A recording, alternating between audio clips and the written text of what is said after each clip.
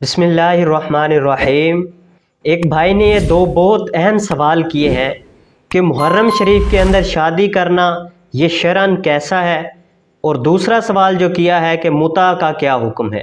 دیکھیے، اس کا جواب یہ ہے کہ محرم شریف کے پہلے 10 دنوں میں نئے کپڑے بھی پہن سکتے ہیں، گھر کو روغن کلر وغیرہ جو پینٹ کرواتے ہیں تو وہ بھی کروا سکتے ہیں، اور محرم شریف کے مہینے میں شادی بھی کر سکتے ہیں۔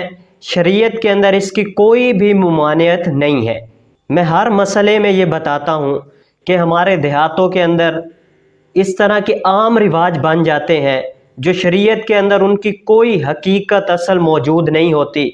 تو دیکھیے، جو شریعت کے اندر شریعت پر بہتان باندھ کر اس طرح کا عمل جو رائج کر جاتا ہے، وہ نسل در نسل چلتا رہتا ہے، تو وہ سارا گناہ جو ہے وہ اس شخص پر جاتا ہے جس نے اس بے اصل اور بے حقیقت چیز کو شریعت کے معنی کو لیتے ہوئے اور شریعت کی طرف سے لوگوں پر رائج کیا تھا، تو وہ سارا گناہ اسی شخص پر جائے گا جس نے شریعت میں نہ ہونے والی بات کو اس طرح پھیلایا کہ وہ لوگوں میں رائج ہو گئی، تو وہ سارا گناہ اسی شخص پر جائے گا۔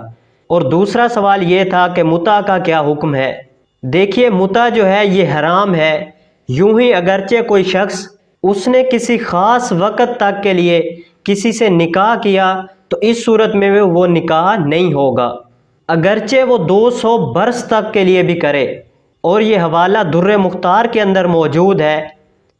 خلاصہ کلام یہ ہے کہ پہلا سوال کا جو ہے وہ محرم شریف کے اندر شریعت کے اندر کسی چیز کی بھی ممانعت نہیں ہے۔ شادی کرنا، کپڑے پہننا، گھر کے اندر کلر کروانا اور اس طرح کی بہت سی رسومات جو ہیں وہ لوگوں میں رائج ہوتی ہیں جس کی شریعت کے اندر کوئی اصل کوئی حقیقت موجود نہیں ہوتی۔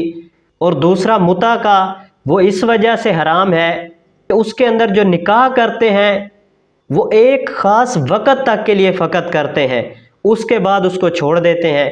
اس وجہ سے شریعت کے اندر جو متع ہے وہ حرام قرار دیا گیا ہے۔